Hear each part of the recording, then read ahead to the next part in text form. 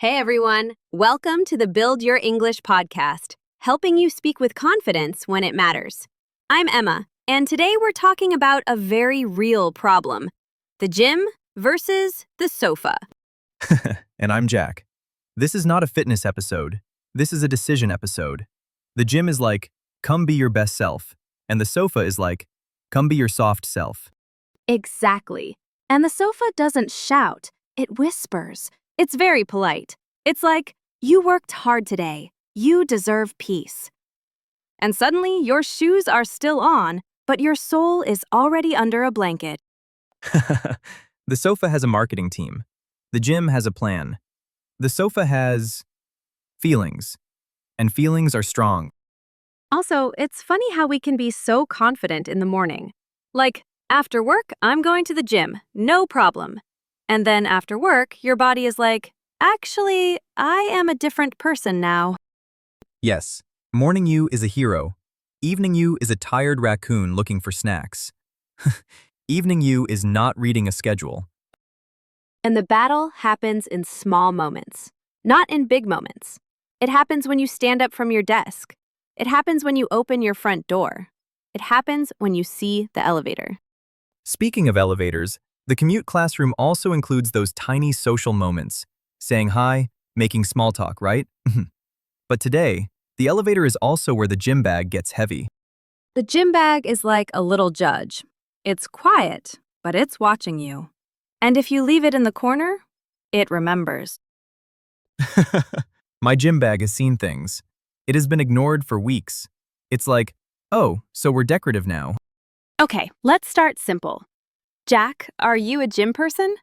Be honest. I am a sometimes gym person. I have good weeks and I have sofa weeks. And my sofa weeks are very convincing. I respect that honesty. I'm also sometimes. And the funny part is, I don't even hate the gym. I like it when I'm there. I just hate the moment before I go. That moment is the worst. The moment where you're still free. You're still allowed to choose. Once you're inside, it's fine. But before, your brain starts a meeting. Yes, a meeting with a lot of opinions, like, we should rest. We should be healthy. We should order food. We should be disciplined. And nobody agrees. And then the sofa sends an email, a very polite email. Hope you're well. Just checking in to see if you'd like to sit down.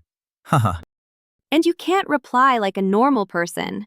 You have to reply with your body.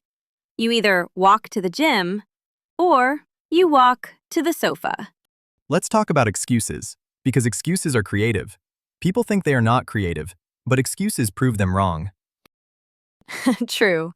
Excuses are like poetry. It might rain later. My knee feels emotional. I didn't drink enough water. I need to wash my hair. My favorite is, I'll go tomorrow. Tomorrow is the magic word. Tomorrow is a perfect day. Tomorrow has energy. Tomorrow has time. Tomorrow has new socks. Tomorrow has no problems. But real life is today. Today has traffic, bags, emails, dishes, and one sad banana on the counter. And today has hunger. Hunger changes everything. You can be a strong person, but then you're hungry and suddenly your only goal is bread. So here's the first real thing. If you want to win gym versus sofa, you can't start the decision when you're already tired and hungry. Exactly. You need a small plan before the chaos. Like, I will eat a snack at 4, or I will drink water. Simple stuff. Because if you get home and then decide, the sofa is already winning. The sofa is home field. It has the blanket, it has the remote, it has the just 5 minutes trap. The just 5 minutes trap is deadly. 5 minutes becomes a full episode. Then it becomes, it's late now. Then it becomes, I'll start Monday. And Monday is always innocent. Monday is like, why am I in this? Monday is tired of being the villain and the hero. Monday is just a day. Okay, so we're not here to shame anyone. Sofa time can be good. Rest is real. But the question is, are you resting or are you avoiding? That's the honest question. Sometimes you truly need rest. Sometimes you're avoiding because you feel lazy, or you feel insecure, or you're scared it will be hard. And sometimes you had a long day and your brain is full. You're not even thinking about the gym. You're thinking about your boss, your bills, your family, your messages. So basically, the gym is not only a physical thing, it's a mental thing. If your head is heavy, your body says, no thank you. That's a perfect so basically. And it's true. And this is where small steps matter. Small steps are the only steps that work on tired days. Big steps are for movies. Real life is small. Here's a small step that sounds silly but works. Don't decide gym or no gym. Decide shoes on. Yes, just put the shoes on. Don't think about the full workout. Just shoes. Or decide walk to the door. Or decide go downstairs.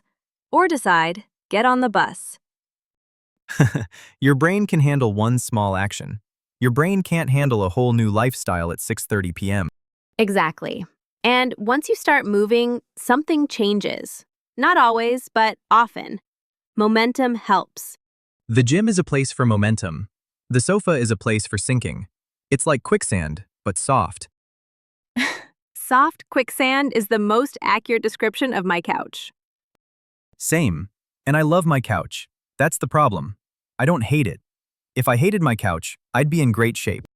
Okay, quick real story. One time I packed my gym bag perfectly. Clothes, water, headphones. I felt proud. Then after work, I went straight to the gym. I walked in, and I realized I forgot my shoes. Oh no, that's a tragedy. It was. I stood there like, this is a sign. And my brain was like, yes, the universe wants you to sit. The universe is always on the sofa's side. But then I did something simple. I said, okay, I'll just walk on the treadmill in my normal shoes. 10 minutes. And I did, 10 minutes. And then I felt better. Not perfect, but better. That's such a good example. Because the goal changed. The goal became show up, not be amazing. Exactly. And that's a big difference. Because a lot of people stop because they think the gym must be perfect. Like full workout, heavy weights, sweat, results. But sometimes the win is, you went. That's it. You touched the gym door. You did one thing. That's a win. And it builds identity too. You become a person who goes, even if it's small. Identity is powerful. Because if you think, I'm not a gym person, then every time you go, it feels like acting. Yes, and acting is tiring. But if you think, I'm a person who tries, then it's normal. Here's another thing. The time you go matters. Some people try to go after work, but after work, they are done. They have no fuel. Right. Some people do better in the morning, or at lunch, or even a short walk after dinner. It doesn't need to be a gym building. The gym can be the street. The gym can be your living room. The gym can be stairs. Speaking of stairs, I once chose stairs instead of the elevator because I was being healthy. I did 2 floors and I was like, okay, health is canceled. 2 floors is still a win. 2 floors is honest. 10 floors is drama. Exactly. And we don't need drama. We need repeatable. If I had to say it in one sentence, make the healthy choice easier than the lazy choice. That's a great checkpoint. And it's practical. How do you do that? You remove friction. Like, keep your gym shoes by the door. Keep your clothes ready. Keep a small plan. Or go with a friend so you can't disappear. Accountability is strong. If a friend is waiting, you feel bad leaving them. The sofa doesn't feel bad. The sofa is shameless. The sofa is confident. The sofa is like, I will be here no matter what you do. Loyal, but dangerous. Another trick, choose a minimum workout, like a tiny version. 10 minutes. Not 0, not 60, 10. Yes, a minimum workout is like insurance. Even if your day is messy, you still get something. And once you start, you might do more. But you don't promise more. You just promise minimum. That's important because big promises create guilt, and guilt makes people quit. Guilt is heavy, and a heavy day plus guilt equals Sofa forever. Exactly. So let's talk about the emotional part.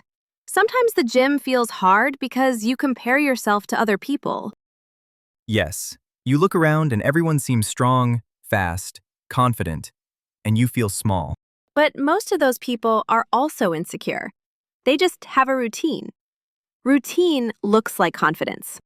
Also, half the people are not thinking about you at all. They're thinking about their own pain. True. People at the gym are usually like, please let this set end. Or they're thinking, why is this song so loud? So if you feel nervous, that's normal. The solution is not be brave.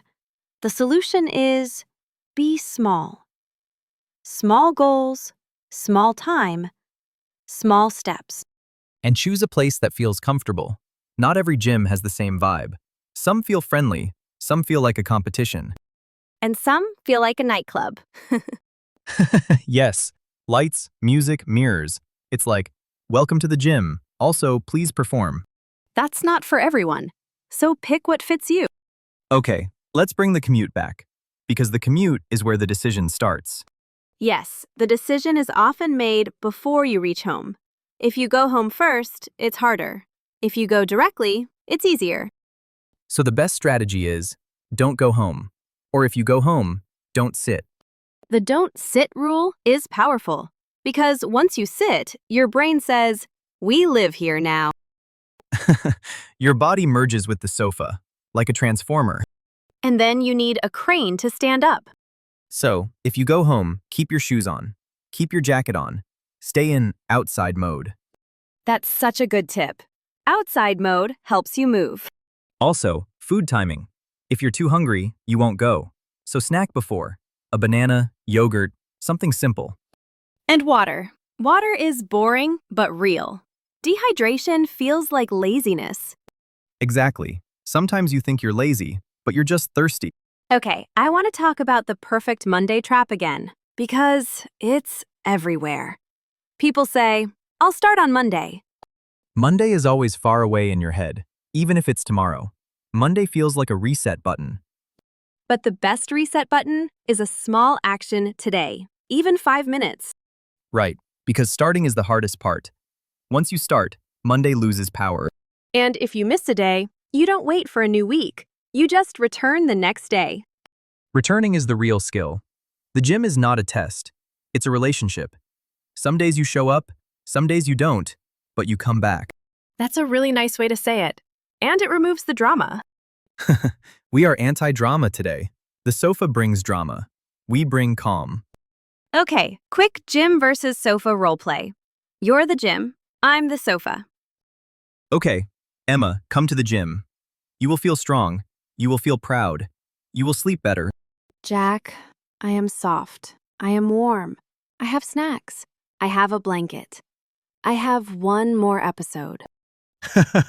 The sofa always wins the acting contest. Because the sofa knows your weak points. The sofa's like, remember your long day? So how does the gym answer that? The gym should not fight with big words. The gym should answer with small words. Like, just come for 10 minutes. Yes, or just stretch, or just walk. Exactly. The gym needs to be easy to say yes to. So basically, if your plan needs motivation, it will fail. If your plan needs only a small step, it can survive. Perfect. That's our second checkpoint. And it's true. Motivation is not stable, but small steps are stable. Now, one more thing. People often think the gym is only about the body, but it also changes your mood. Yes, sometimes you go in tired and stressed, and you leave calmer. And that's why a minimum workout is still powerful. It's not about burning a lot of calories. It's about changing your state. State is everything. If you change your state, your evening changes. And then you don't need the sofa to fix your feelings. The sofa can be a bonus, not a rescue. Sofa as a bonus is a healthy relationship. Sofa as a rescue is a slippery slope. Okay, let's give a simple plan people can use this week. Not a big plan, a small one.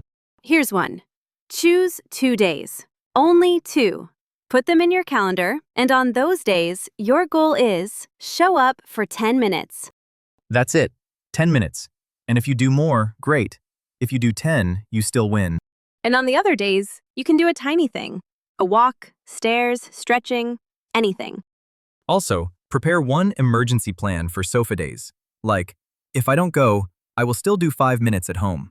Yes, 5 minutes counts. 5 minutes is not nothing.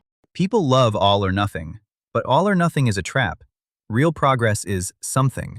And if your brain says, but 5 minutes is too small, you say, good, small is the point. Small steps. Repeatable steps. That's the only way. Okay, last question, Jack. What do you say to your sofa when you leave the house? I say, I'll be back. Because I'm not breaking up with my sofa. I'm just going out for a bit.